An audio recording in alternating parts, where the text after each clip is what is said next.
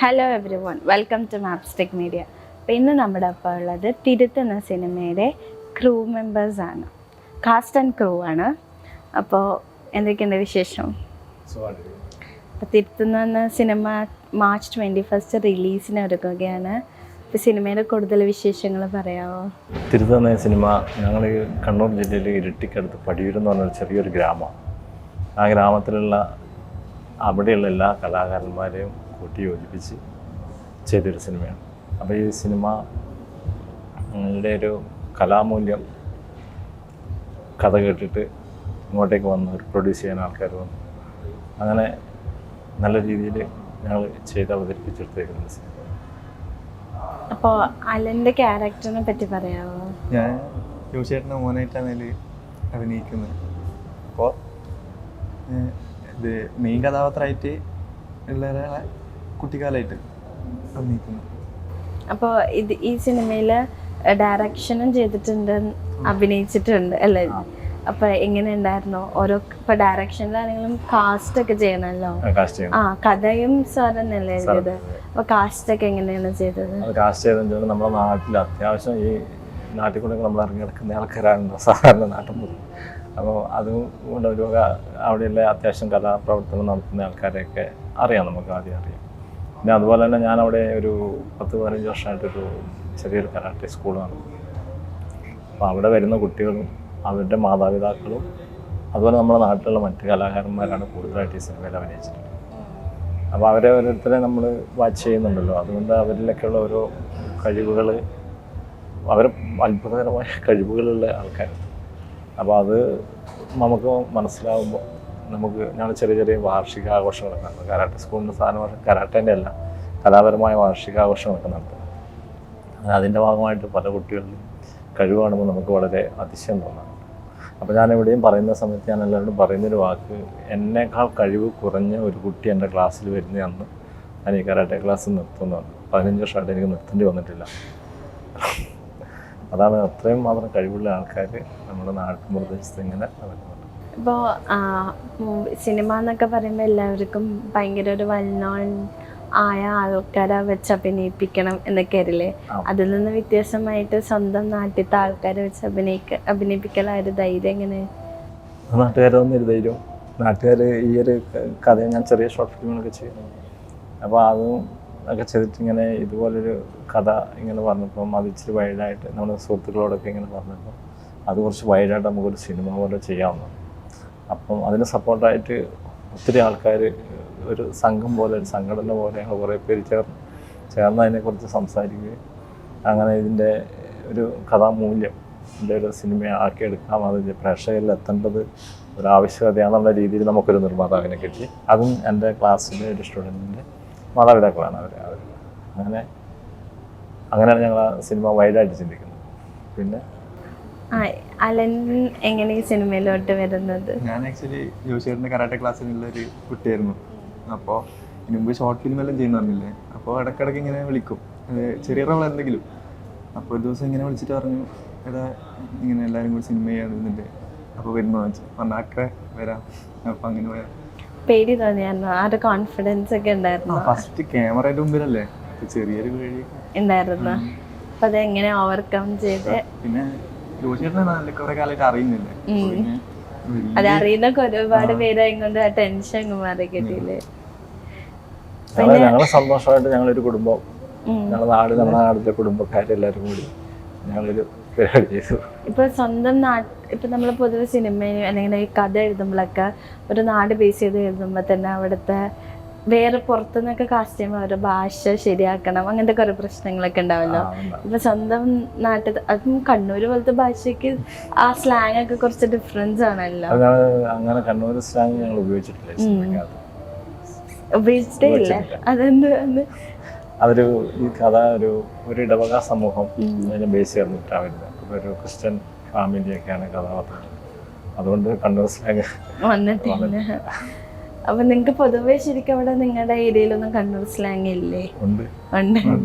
പക്ഷെ സിനിമയ്ക്ക് ആവശ്യം വന്നപ്പോ അത് ഉപയോഗിച്ചു. പിന്നെ ഈ പോസ്റ്റർ കണ്ടപ്പോ ഇപ്പൊ നിങ്ങളൊരു കരാട്ട മാസ്റ്ററാണ്, ഒരുപാട് ക്ലാസ് നടത്തുന്ന, ഒരുപാട് കുട്ടികളെ പഠിപ്പിക്കുന്നു.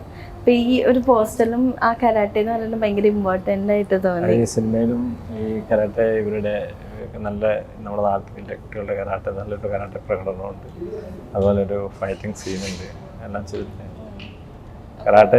കരാട്ടയും ഒരു പ്രാധാന്യമുള്ള സംഭവം തന്നെയാണല്ലോ നമ്മളുടെ ഈ ആയോധന കലകളും. അതുപോലെ പിന്നെ വായനശാലകളിലേക്ക് കുട്ടികൾക്ക് പോകേണ്ട പ്രാധാന്യം, ഗ്രൗണ്ടുകളിലേക്ക് കുട്ടികൾ ഇറങ്ങേണ്ട ഒരു പ്രാധാന്യം, അതിനൊക്കെ ശക്തമായിട്ട് ഞങ്ങൾ വരച്ച് കാണിക്കുന്നുണ്ട് ഈ സിനിമയിൽ. അപ്പോൾ ഏത് ജോണറിലാണ് നമ്മുടെ മൂവി വരുന്നത്? Family audience? Family audience. നല്ല നമ്മൾ ഈ അടുത്ത കാലഘട്ടത്തിലൊക്കെ നടക്കുന്നവരെല്ലാം നമുക്ക് ഫാമിലി ആയിട്ട് മക്കളെല്ലാം മടിയിലിരുത്തി ഫാമിലി ആയിട്ട് കണ്ട് നല്ലൊരു എൻ്റർടൈൻമെൻറ്റും കൂടി ഉണ്ട്. നല്ല മനോഹരമായ ഞങ്ങളുടെ നാടിൻ്റെ പ്രകൃതി ഭംഗി കംപ്ലീറ്റ് ഞങ്ങൾ ക്യാമറയിൽ ഒപ്പിയെടുത്തിട്ടുണ്ടെന്ന് വിശ്വസിക്കുന്നു. നല്ല മനോഹരമായ 2 പാട്ടുകളുണ്ട്. ഒന്ന് സുദീപ് കുമാർ സാറാണ് പാടിയത്, ഒന്ന് നമ്മുടെ നാട്ടിലൊരു മ്യൂസിക് അധ്യാപകനുണ്ട്. അപ്പോൾ ഈ സാറിൻ്റെ അടുത്ത് ഞാൻ സംഗീതം പഠിക്കാൻ വേണ്ടി പോയി. സംഗീതം പഠിക്കുന്നത് ആഗ്രഹമായി മറ്റും മോഹൻലാൽ പറയുന്ന പോലെ.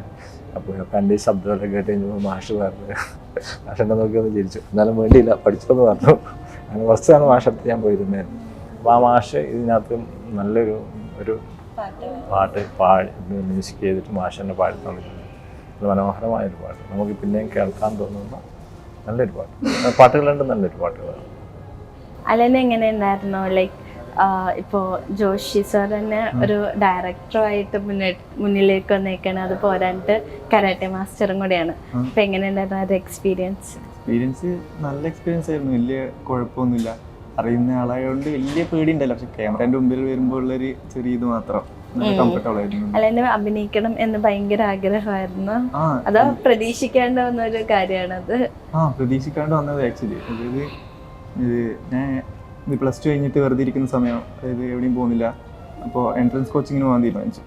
അപ്പോൾ ആ സമയത്ത് അതിനുമുമ്പ് അത് ഡിസൈഡ് ചെയ്യുന്നതിന് മുമ്പ് ജോഷിയായിട്ട് വിളിച്ചാൽ ഇങ്ങനെ ഒരു ഇതുണ്ട്, ചെയ്യാൻ പറ്റും. ഞാൻ പറഞ്ഞാൽ ചെയ്യാം. ലൊക്കേഷൻ എക്സ്പീരിയൻസ് എങ്ങനെയായിരുന്നു? നമ്മുടെ നാട് തന്നെയല്ലേ എന്നാലും ഇപ്പോൾ നിങ്ങൾക്ക് പരിചയമുള്ള ആൾക്കാരാണെങ്കിലും സിനിമ എന്ന് പറയുമ്പോൾ ഒരു വേറൊരു ഫീലാണല്ലോ. അപ്പൊ ആ ഒരു കൂട്ടായ്മയിൽ ഒരുമിച്ച് നിന്നപ്പോൾ എല്ലാവരും ഒന്നിച്ച് കൂട്ടായ്മയിൽ ഒരുമിച്ച് എല്ലാത്തിനും സഹകരിച്ച് നിന്നുകൊണ്ട് നമുക്ക് അങ്ങനത്തെ മറ്റൊരു ഫീലിംഗും ഇല്ലായിരുന്നു. സന്തോഷമായിട്ട് അങ്ങനെ ചെയ്തു പോയി. ഒറ്റ കുടുംബം പോലെ ഭയങ്കര ഹാപ്പിയായിട്ട്.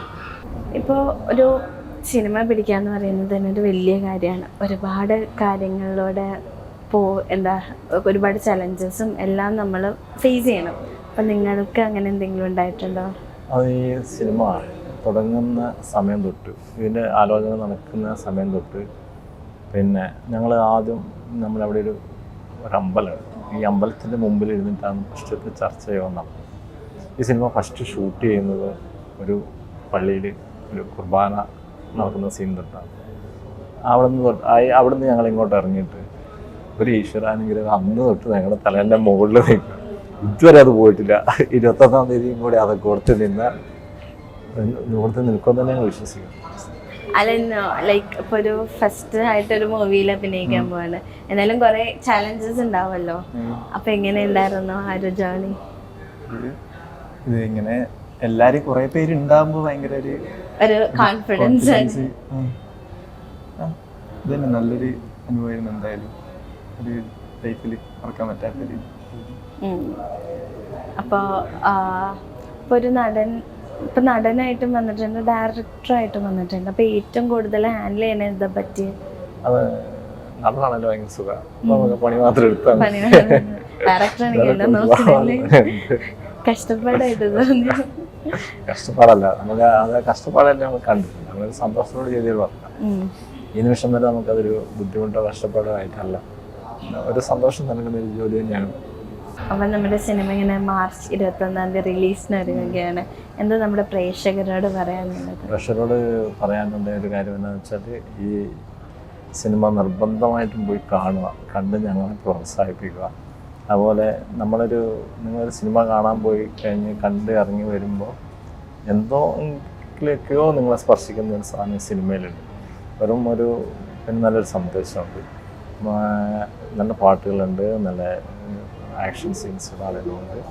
പിന്നെ ഞങ്ങളുടെ പുഴക്കരയൊക്കെ ആയിട്ട് നല്ല ലൊക്കേഷനൊക്കെ നല്ല പ്രകൃതി ഭംഗിയുള്ള സ്ഥലങ്ങളാണ്. അതുപോലെ തന്നെ കുറേ കോമഡി സീനുകളൊക്കെ ഉണ്ട്, ചിരിക്കാനുണ്ട്, ചിന്തിപ്പിക്കാനുണ്ട്. അങ്ങനെ ബോറടിക്കൊന്നുമില്ല എന്ന് പ്രതീക്ഷിക്കുന്നു. അലന് എന്താ പറയാനുള്ളത്? എല്ലാവരും പോയി സിനിമ കാണുക, അഭിപ്രായങ്ങൾ പറയാം. ഇനി നെക്സ്റ്റ് പ്രൊജക്റ്റ് അങ്ങനെ എന്തെങ്കിലും പറഞ്ഞാൽ ചെയ്യാം, കാരണം ചെയ്യാം, നമുക്കൊരു ആത്മവിശ്വാസമായി ഒരു സിനിമ ചെയ്യാം.